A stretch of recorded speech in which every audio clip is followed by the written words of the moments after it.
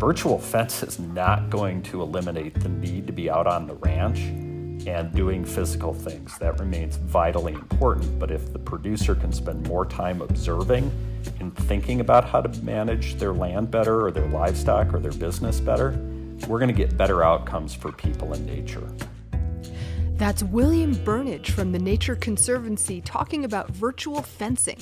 If you've never heard of that, stay tuned. We'll be talking to William and to rancher Danna Camblin, who's actually using virtual fencing on her family's ranch. You're listening to Down to Earth, the Planet to Plate podcast, a co-production of the Radio Cafe and Quivira Coalition. I'm your host, Mary Charlotte Domandi. We'll be back after this quick announcement.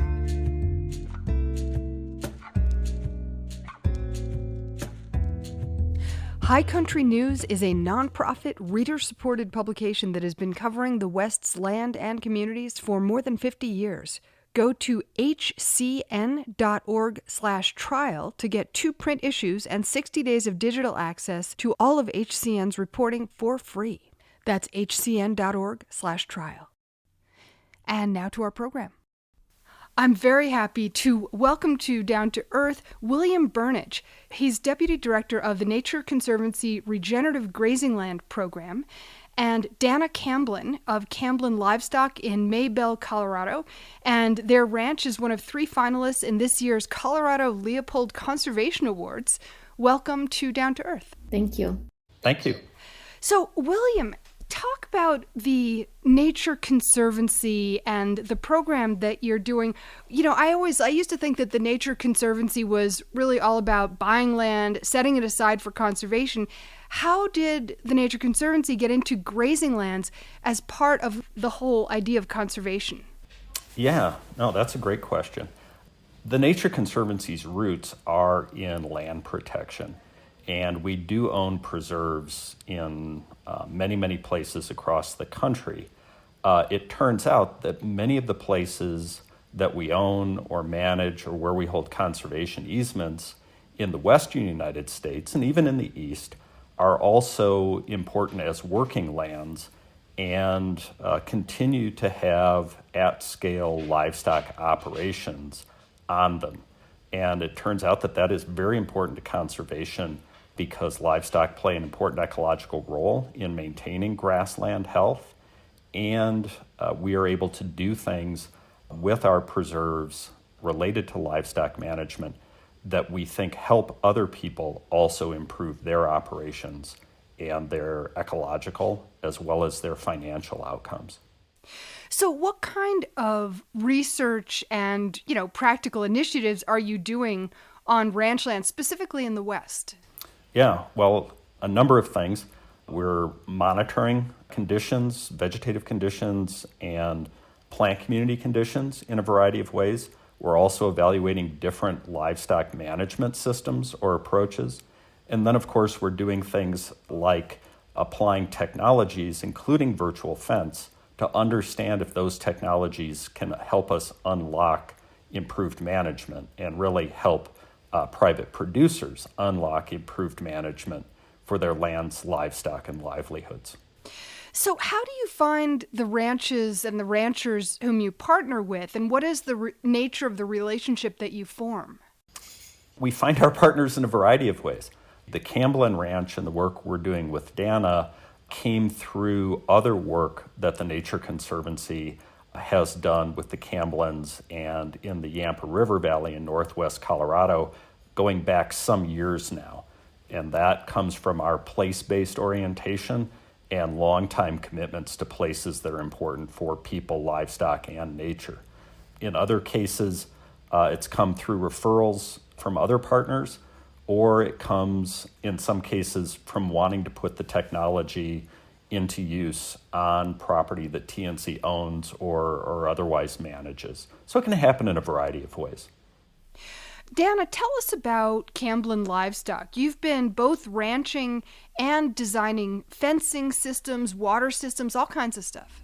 Yeah, so Camblin Livestock started out as when our kids were younger and they were in 4-H and FFA. We, started our herds then. I've always helped my parents with their ranch, and currently we lease my family's ranch here in northwest Colorado, and That ranch has been since 1917, so it's nice that we're the third generation that's operating on that land. And we also lease from the state of Colorado some land through CPW. What's CPW? Colorado Parks and Wildlife. Yeah. And now we were a seed stock business, but we have transitioned to more of a seasonal stocker operation. Now, you had a whole situation in 2021 when you destocked the ranch as a result of drought. Tell us about that whole time and transition, and then what happened next. Yeah, so that's when we had our seed stock operation, and also at that time we were leasing my dad's cows and our kids' cows. So it was more than just a decision for Mike and I, my husband. So we had been pushing our trigger points for our drought plan, but we really came up against them in July of 2021 and decided to pull the trigger to totally destock and let the land rest and bring some seasonal stock. Once we decided that we were going to destock, we didn't restock to full capacity. We kept it at a lower rate just so that the land would have more time to recover. Were you working with the Nature Conservancy by then?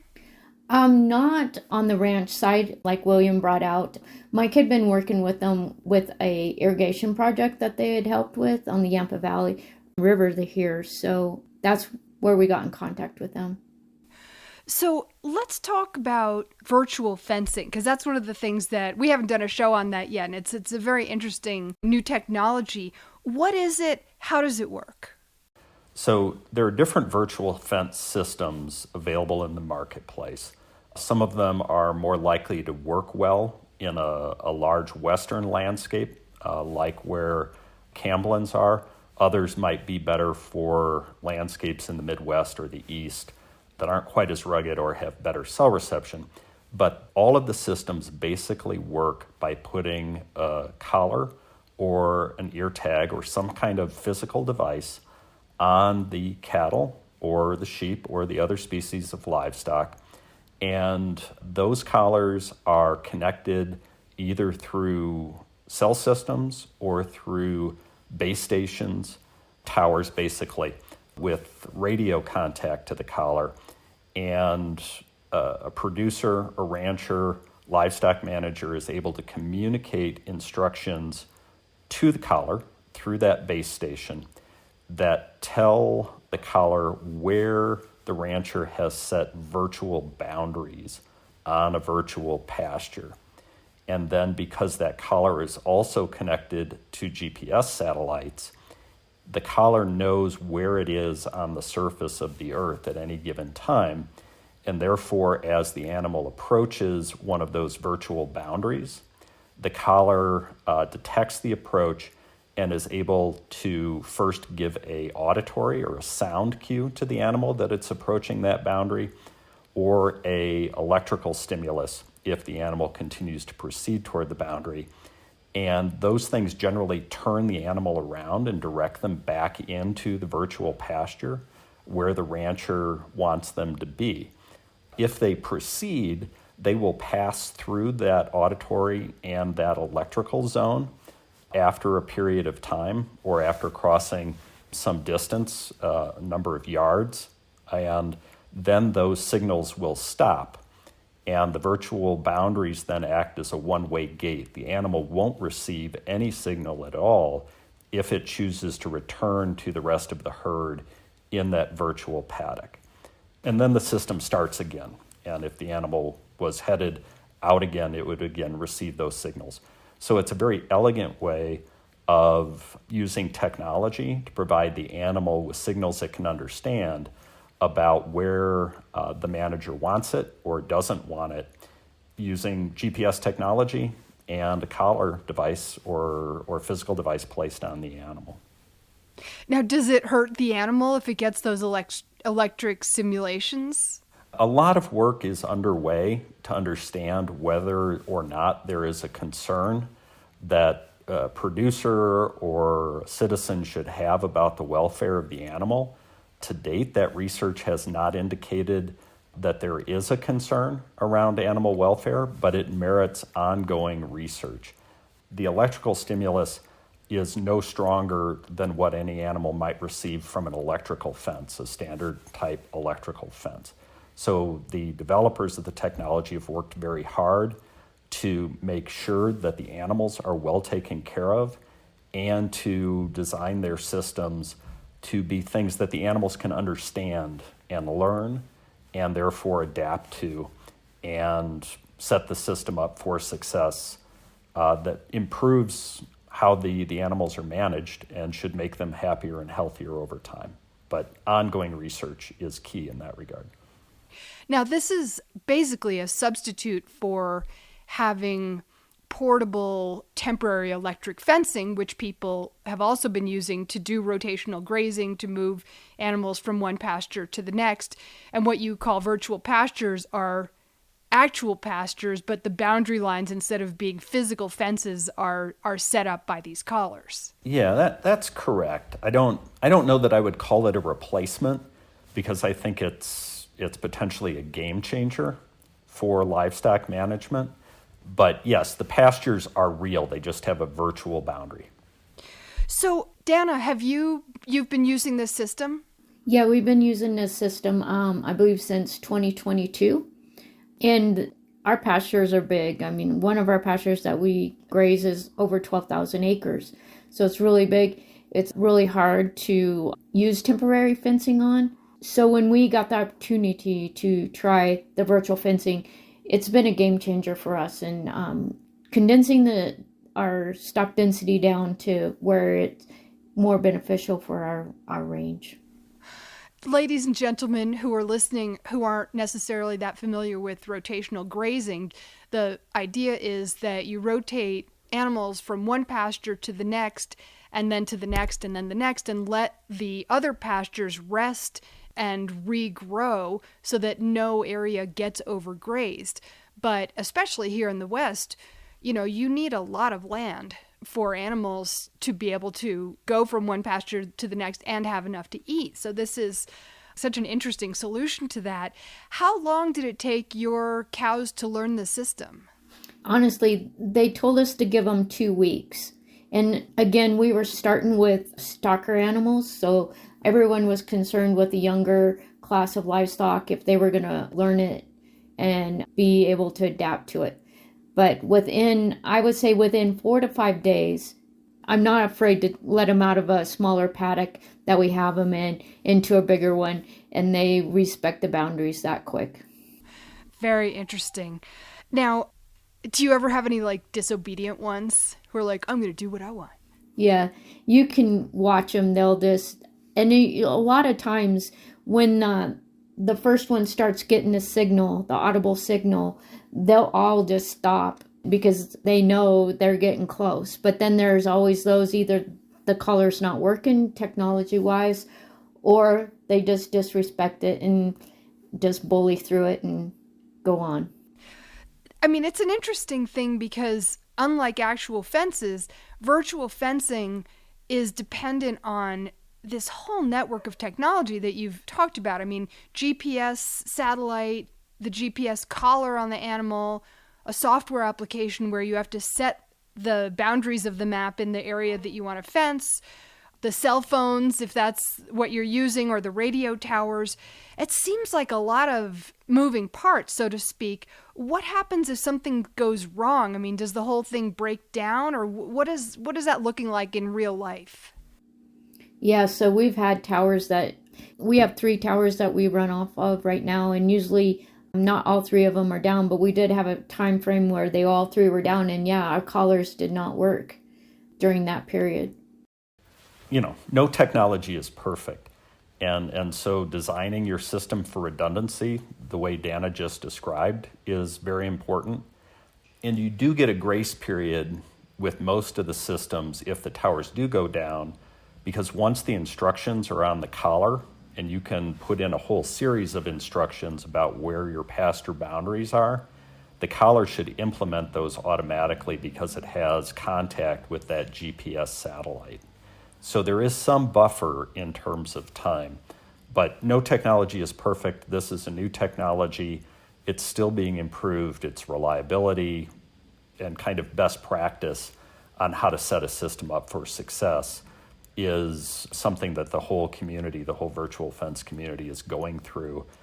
And yet the excitement remains high. And most of the folks who have adopted it continue to use it, which just indicates to me that the benefits outweigh some of the challenges that have been experienced here in the early days. I mean, one of the benefits, it seems like, is you save a lot of labor by drawing the fence lines while sitting in your office on your computer screen instead of like having to go and put those things out for miles. I mean, it seems like a big labor saving. Yeah, it's really a big labor saver, not just physically putting the temporary fences out, but also when we go to gather the cattle, we know where they are, we know their location, so it saves us time on that. And also usually, since they are together more, I don't need a big group of people to help us gather it. Right. Which is true of rotational grazing in general, I guess. Yeah, true. Some of it is labor savings and some of it is working differently. And I think often supporting ranchers to work smarter rather than harder.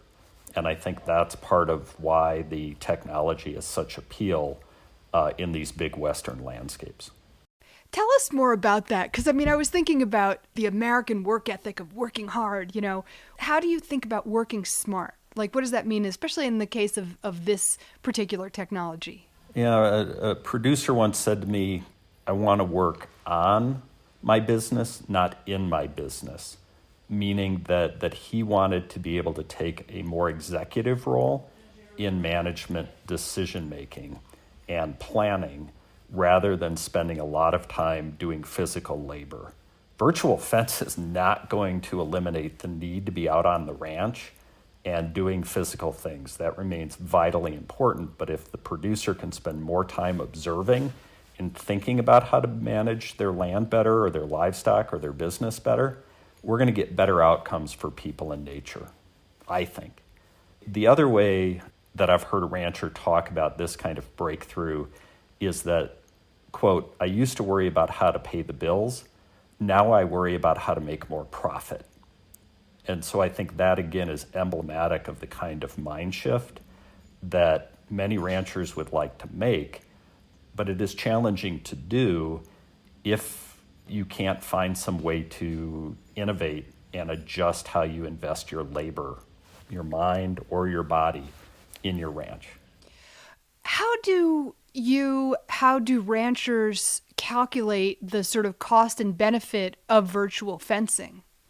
I don't know if we can put a number to it quite yet. That's something we're working on, is trying to figure out what is the profitable part. We know there's profit there in our labor savings and being able to focus more on working on our business instead of in our business.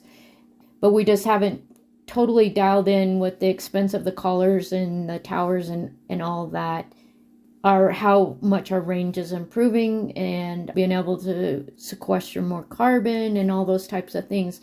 There's a lot to factor into that. Yeah, I think virtual fence compared to other forms of fence, barbed wire or electric, is not just kind of apples and oranges. It might be like apples and beef jerky because no one can tell you what a mile of virtual fence costs or what the labor is to maintain it. And the game changer piece is what you may gain in terms of labor savings and in terms of what you may gain in terms of your potential range improvements. Talk about the range improvements. Yeah, so since we are up in the high desert, brittle environment, we have a lot of bare ground that we're working with, and we're hoping to reduce our bare ground with it. And we have seen through our monitoring that it is on the trend down right now. Also, with the virtual fence, our pastures are never the same. So we can always be changing and be adaptable to whatever situation arises.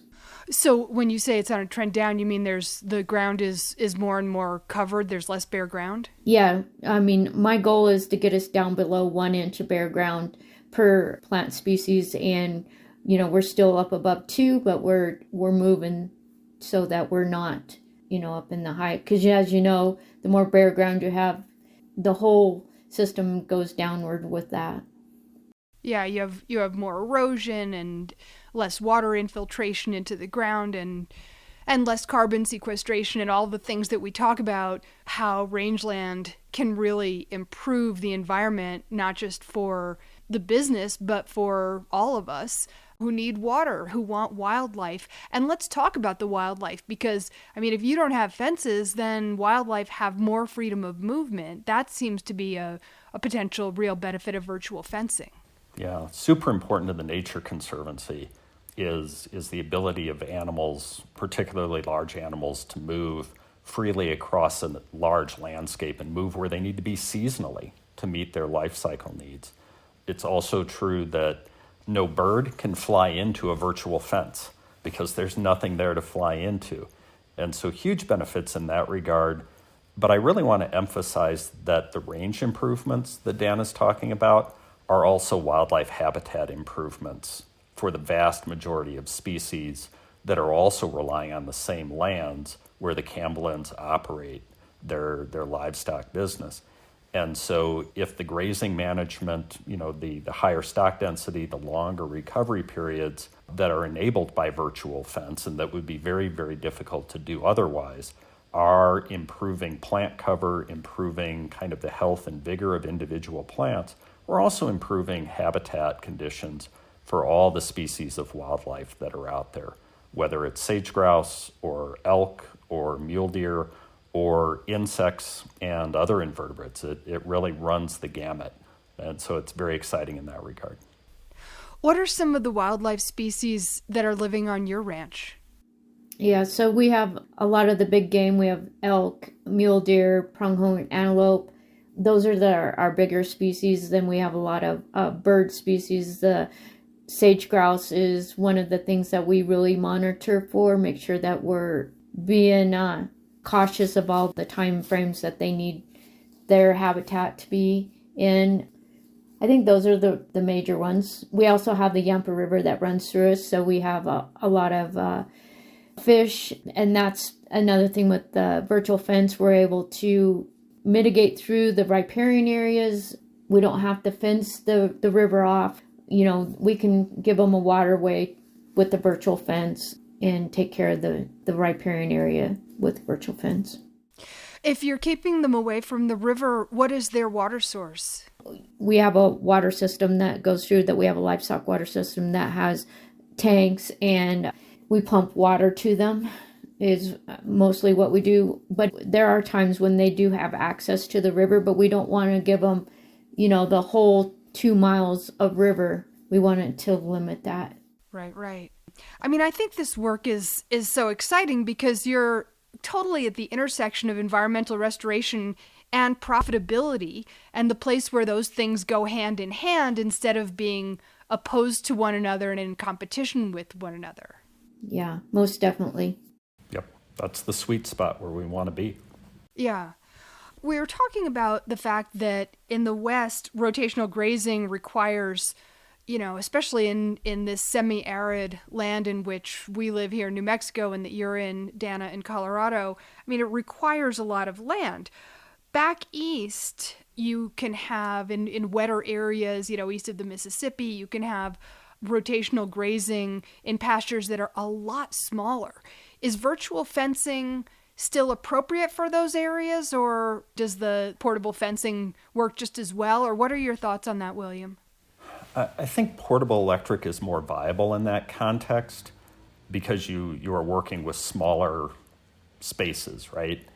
That said, I think virtual fence, as the technology improves, will be more and more viable to enable producers in wetter environments to operate in that way. Currently, there are some limitations on some of the systems on battery life. The smaller the area, the more interaction the collar has with the fence, and the faster the battery drains. Other systems may not have the GPS precision to really manage the livestock effectively within a small area, say less than 100 acres. So I expect that the technology will continue to improve, the battery life or recharge systems or the precision of the GPS technology, and we will see more adoption in wetter places where you can operate in smaller units effectively. Very interesting. I wonder if they'll have like solar battery collars at some point. Some of them do. Some of the technologies already have solar panels that recharge the batteries. So, are you happy about this technology, Danna, on the Camblin Ranch so far? Is it something that you guys are going to stick with? Yeah, we're very happy with it. I mean, as we talked about earlier, technology, it has its problems, but for the most part, we've been able to work through those, and we just think it's just going to keep improving. A great technology for us. Another benefit, another ecological benefit that I was reading about was fire management. Is that something that you're thinking about, William? It is, in a number of different ways. I heard a presentation on Monday from, moving out of Colorado now, University of California Extension, that is using virtual fence to manage cows to graze buffers essentially around suburban areas to try and limit the fire risk. And so it's actually, by grazing or reducing the amount of fine fuels available, it reduces fire risk in some context, or it has the potential to do so. Kind of at the other end of the spectrum, I think it's really important to think about applications for virtual fence in wildfire recovery. There are many places, and it would be the case at the Camblin Ranch, where a wildfire might burn a portion of a pasture that does have barbed wire around it, or a portion of a federal or state allotment.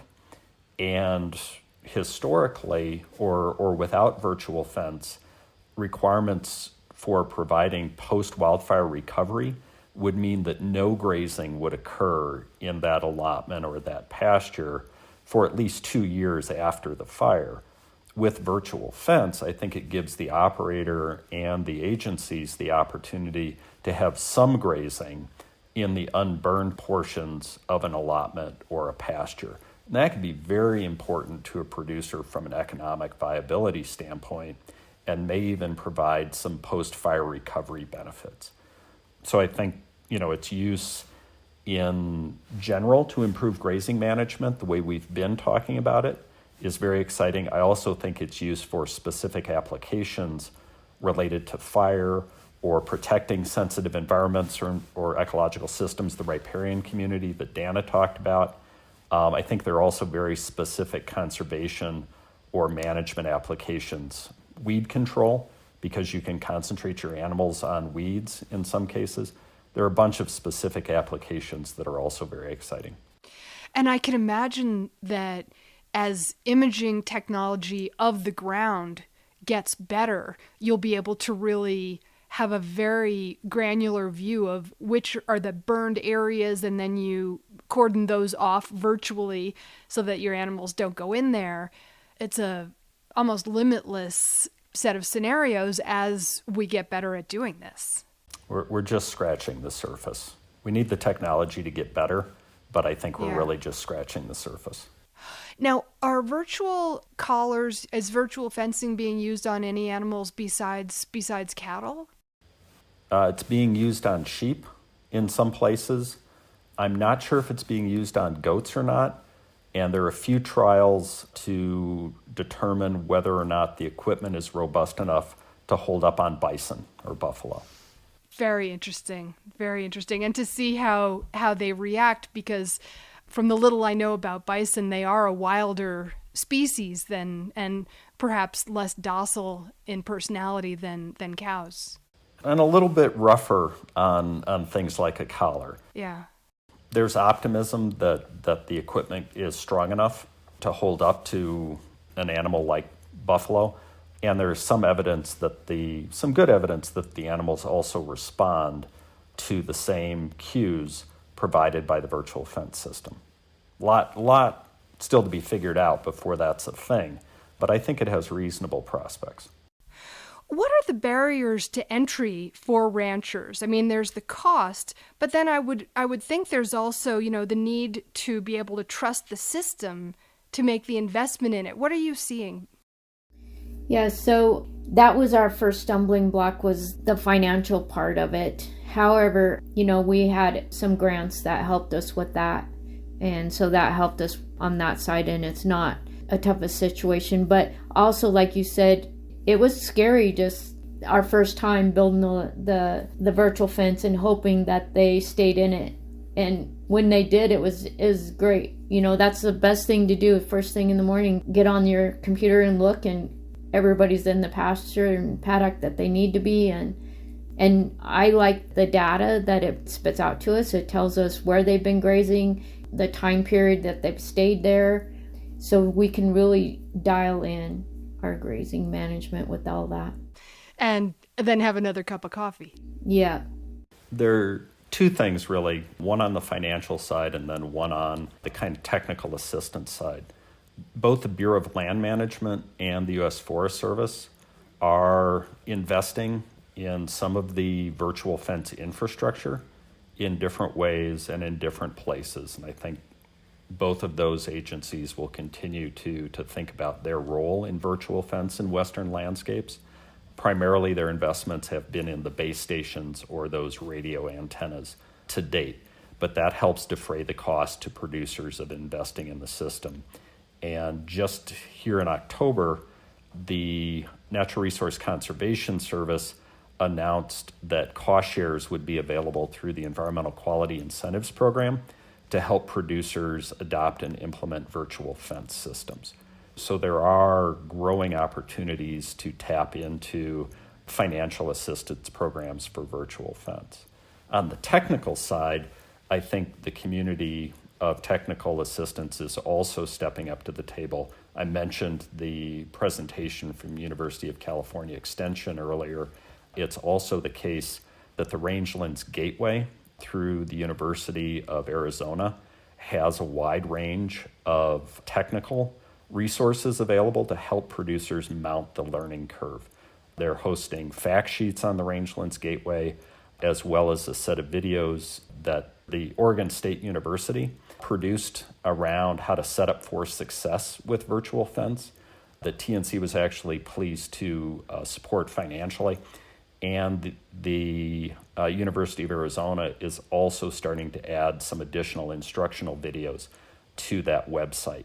So I really recommend that anyone interested, whether you're an agency person, a NGO working in the space, or especially a producer, spend some time on the Rangelands Gateway going through the resources, both the written fact sheets as well as the videos that are available there. And ladies and gentlemen, we will post those in the show notes so you can click on that link and go straight to that gateway. The link is rangelandsgateway.org. I would think that, in addition to instructional and technical assistance from universities and extensions, having that rancher-to-rancher contact would also be an important piece of it. 100%. The use of virtual fence is still diffuse on the landscape, and so many producers have kind of launched into its use on their own. And I really applaud them for doing that. At the same time, I know all of them are getting questions from their neighbors about their experience, and there are networks in the ranching community through which ranchers are starting to share their knowledge and their experience so that other ranchers can make a more informed and better decision. So I think all of us have a role to play in helping those networks effectively get the word out on, is virtual fence right for you? If it is, how do you set yourself up for success with it? What are lessons learned, especially as you mount that learning curve, which everybody has to go through on their own? But it's early days. Yeah, and I think as you talked about neighbors, because we were some of the first in our area, and last year there's more people, and we get a lot of comments, so there's more people thinking about doing it in our neighborhood. So like you said, it's just a good conversation to have, because it's not a good fit for everyone. You were talking, William, before about there's some government assistance and there's, these agencies that manage public lands. Are they offering virtual collar assistance specifically to ranchers who have grazing leases on public lands? I think the work that the federal agencies are doing, whether it's the technical assistance that they're gearing up to do or helping to build out base station radio antenna backbone systems or providing cost share, will benefit producers on both federal or public leases or allotments and on private lands. The Environmental Quality Incentives Program would be available to producers everywhere and would certainly touch down in very significant ways on private lands, ranches. Ranches with significant public lands leases, the base stations work whether their cattle are on those federal allotments or on private portions of the ranch. And similarly, the collars would cross those boundaries as well, and any technical advice or assistance coming from federal agencies would apply both on the public and the private land. So because the systems are integrated, I think that it is correct that the virtual fence systems have to be set up to work across those boundaries. And from what I can tell, that is how systems are starting to develop. We've touched on this a little bit, but how do you see virtual fencing as part of the larger climate strategy that the Nature Conservancy is pursuing? I think it has several potential roles. The one that I think is strongest is the power that virtual fence probably has for helping producers adapt to more frequent or severe drought or more frequent and severe precipitation events, or to wildfire and increasing frequency and severity of wildfire, because they can adjust their management more effectively to reflect the conditions that are actually occurring in real time. So I think that's very important. Climate change is going to challenge all of us, whether we're looking at it through ecological condition or through the viability of livestock business enterprises and recreation and everything else that we want from our lands, ecosystem services. And so being able to better adapt and to maintain or improve conditions in the face of those challenges is just super important, and I think virtual fence can help do that. The most important thing continues to be the wisdom and creativity of the producer who is managing the livestock and the land. But virtual fence should be a tool in their toolbox, or I think can be a powerful one. I think all of that, in the case of ecosystem services, does help maintain a healthy water cycle or hydrologic cycle and can help keep carbon in the soil. We're all going to be challenged to get more carbon in the soil with management under these challenging climate conditions, but keeping carbon there is the first and most important thing we can do, because it keeps it out of the atmosphere and it keeps it cycling in the biological systems that need carbon to fully function. So I think virtual fence, by enabling ranchers to make better decisions and implement them, is key to helping with all of those things. Danna, you as a rancher, you have to be looking at your bottom line. It's not an easy business. It's physically and emotionally a tough business in many ways. At the same time, you're also engaged in wildlife conservation and making a positive impact on climate. And how do you feel about sort of the ecological part of it? Is that a focus for you? Yeah, most definitely, because the ecology of the land, that is part of our vision. Our long-term vision is always watching the ecology, because without the balance of everything, our ranch will not be viable. Whatever business we're in will not be viable if everything is not working there together. So we're very concerned about the ecology and using sound environmental practices. And it's important that these work with us so that our gross margins are at a point that we are profitable. What would you say are your biggest challenges these days? a lot, as probably with everyone else. It's the weather. Are we going to be dry? Are we going to get the needed moisture at the right time of year?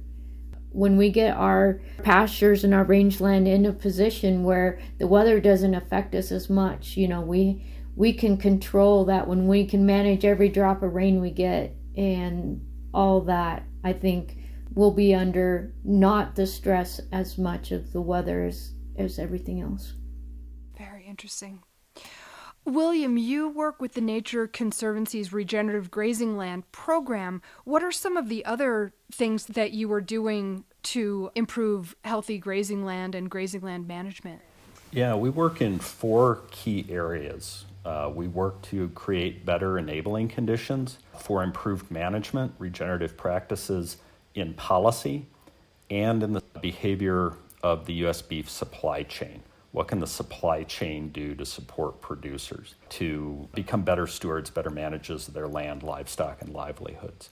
Then we do a lot of work around building and supporting peer learning networks among ranchers or rancher networks. How can we support individual networks? How can we better connect them? And how can we help producers start new networks? Very significant about building capacity in the producer network, in the rancher world itself. And then finally, we do work here broadly in what we call our innovation space, which is things like virtual fence. How can we identify and de-risk for producers technologies or systems, services that can help them improve their operations and their outcomes? So another example is working with companies that are starting to provide certification for the sustainability of ranches. And so that is an area of growth within the industry that's very important to help a producer securely communicate information that they want to share with the supply chain, and for the supply chain to be able to validate that work, hopefully with some financial value. And so how do we identify and strengthen those certification systems and increase their use by producers and by the supply chain? So much of the meat that is available to consumers at this point comes still from, for lack of a better word, the degenerative meat industry, the CAFOs and the corn-fed beef and so on. How do you see the work that you're doing as disrupting that and pushing the whole system toward a more regenerative and ecosystem-friendly way of producing meat, especially beef? There are certainly challenges in the production of conventional beef in the United States. And we need to meet people where they are and move forward from there. And we can't expect, given that people are people, that there is a one-size-fits-all approach or a framework to that. And so I think, reflecting back on our strategies, what are the things that we can do in policy or in the U.S. beef supply chain that create better conditions for people to follow their own initiative and their own passion to improve their operations in the ways that work for them and the communities that they're living and working in and raising their children in? And what are the social services or connections that they need? What kind of peer networks do they need to learn and improve together? And what are the innovations? And I think if we want to improve the outcomes all through the beef supply chain, starting at the ranch level and on to the consumer, we have to empower the producers with the best enabling conditions and the best tools possible to do that in ways that work for them. How many ranchers or ranches are you partnering with through the Nature Conservancy on this virtual fencing program? At least 10, stretching from California to Iowa and from Idaho to New Mexico, including several Native American tribes as well. Well, I want to thank both of you so much for being with us on Down to Earth, William Burnidge and Danna Camblin. We look forward to maybe following up in a couple of years and seeing how it's going. Sounds great. Thank you. That'd be fun. I appreciate the opportunity to participate, and it's been great to get to know and work with Danna on this, and fun to be together with you on the podcast today. The Nature Conservancy can be found on the web at nature.org, and Camblin Livestock is at Camblin, Camblin, livestock.com. You've been listening to Down to Earth. We would love it if you would support this program, which you can do by going to patreon.com/down-to-earth planet to plate, where you can sign up for as little as $3. Patreon is Patreon. And also, please rate and review the podcast on Apple Podcasts or wherever you get your podcasts. The Quivira Coalition is a not-for-profit and a community network of ranchers, farmers, conservationists, scientists, educators, and many others dedicated to regenerative practices that produce healthy food, support meaningful livelihoods, sustain biodiversity, and remedy the impacts of climate change. To learn more about Quivira and how you can support their work, visit quiviracoalition.org, Quivira. And finally, this show is a production with the Radio Cafe. You can check out radiocafe.org to hear back episodes of this show and also find all kinds of other shows on a wide variety of topics as well. Thanks for listening, and we'll see you next time.